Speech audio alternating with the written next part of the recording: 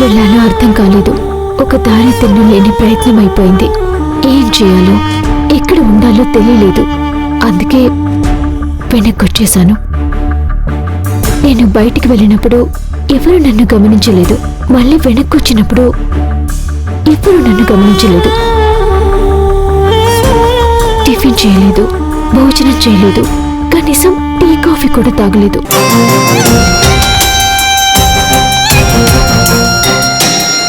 వెనక్కి వచ్చాక బాగా నీరసంగా అనిపించింది.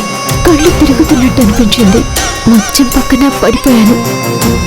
ఇంతలో ఎవరు మొహం మీద నీళ్లు కొట్టినట్టు అనిపిస్తే నాకు స్పృహ వచ్చింది. చూస్తే భవానీ నీళ్లు చల్లుతూ ఉంది. నన్ను చూడకుండానే నా మీద నీళ్లు చిలకరించింది.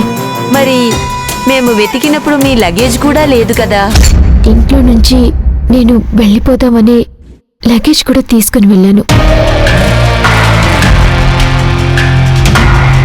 నా వల్ల అందరికీ సమస్య అవుతున్నప్పుడు నేను ఇక్కడుండి ఏంటి ప్రయోజనం? అందుకే ఇల్లు వదిలిపెట్టి వెళ్లాలనిపించింది. నా బతుకు దిక్కు దారి లేకుండా అయిపోయింది. చుట్టాలింటికి వెళ్ళటానికి నాకు మనసొప్పలేదు. వేరే చోటికి వెళ్ళటం సేఫ్ అనిపించలేదు. అందుకే వెనక్కి వచ్చేశాను. ఇంట్లో అందరినీ మిస్ అవుతున్నట్టు కూడా అనిపించింది. దిగులు వేసింది. ఎక్కడికి వెళ్లాలన్నా చెప్పి వెళ్ళాలి కదా. నేనే పంపించేదాన్ని కదా. నువ్విలా వెళ్ళినందుకు నిన్ను మేం మెడపట్టి బయటికి గెంటేశామని నిందలు పడాల్సి వచ్చింది.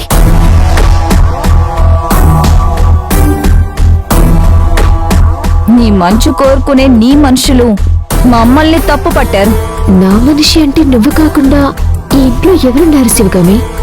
అవునా? నేను అలాగే అనుకున్నాను. నీకేదన్నా మంచి చెడు జరిగితే చూసుకోవాల్సింది నేనే కదా అనుకున్నాను. కానీ ఇప్పుడు లెక్క మారిపోయింది. నాకన్నా నీ మీద ప్రేమ, అభిమానం, ఆప్యాయతలు, అనురాగాలు చూపించేవాళ్ళు ఈ ఇంట్లో ఉన్నారు.